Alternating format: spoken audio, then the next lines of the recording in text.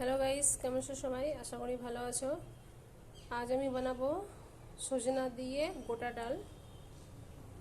তো এখানে আমি কড়াই বসিয়ে দিয়েছি। কড়াই গরম হয়ে গেছে। এখানে আমি তেল দিয়ে দেবো সরষার। এখানে আমি সরষার তেল দিয়ে দেবো। তেল গরম হয়ে গেছে।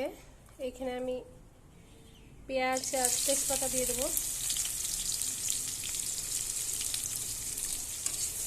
ভালোভাবে ভেজে নেব।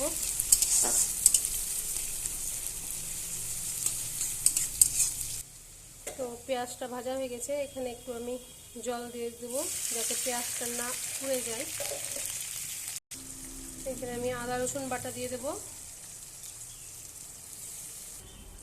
লবণ দিয়ে দেবো, এখানে হলুদ গুঁড়া দিয়ে দেবো, ধনে জিরে গুঁড়া, এখানে শুকনো লঙ্কার গুঁড়া। এবার আমি ভালোভাবে নেড়ে নেব।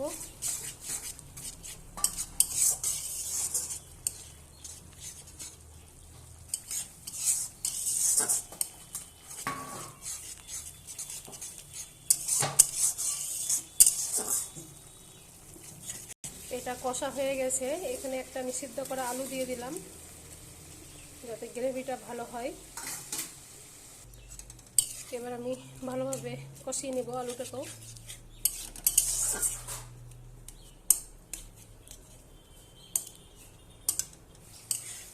এটা কষা হয়ে গেছে ভালোভাবে। এবার আমি এখানে দিয়ে দেব পটল আর সজনে। এবার আমি ভালোভাবে এটাকে কষাবো।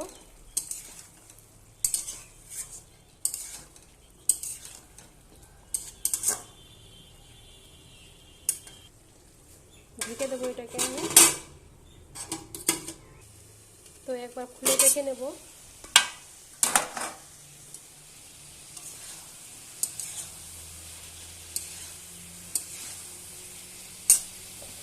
সামান্য একটু জল দিয়ে দেবো।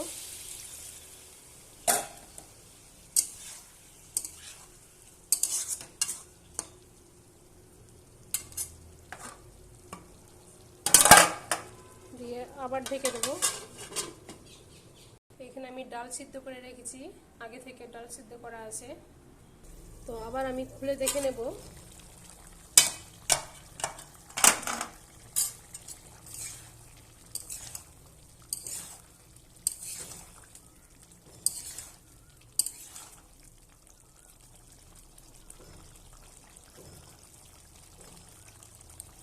সজনাগুলো সিদ্ধ হয়ে গেছে,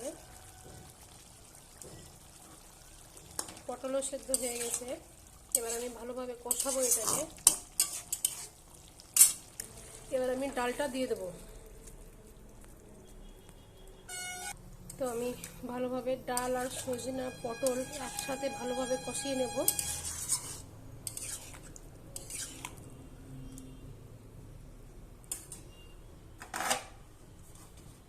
আমি ঢাকা দিয়ে দেবো। আমার রান্না হয়ে গেছে। এখন আবার মাছ নিয়ে এসছে। এই যে এখানে মাছ আছে, কর্তি মাছ। তারপরে এটা এটা কোন মাছ জানি না। এখানে মাছের ডিম আছে, আর এইখানে মাছ আছে, চিংড়ি মাছ, ছোট ছোট, একদমই ছোট। তো রান্না আমার প্রায় শেষ হয়ে গেছে। এখন এইসব নিয়ে এসছে। তো এটা ধুয়ে আবার আমি রেখে দেবো ফ্রিজে। আবার আমি খুলে দেখে নেব তরকারিটা হয়েছে কিনা।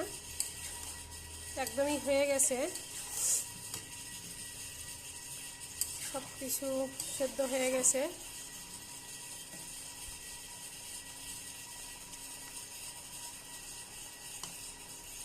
সেদ্ধ হয়ে গেছে।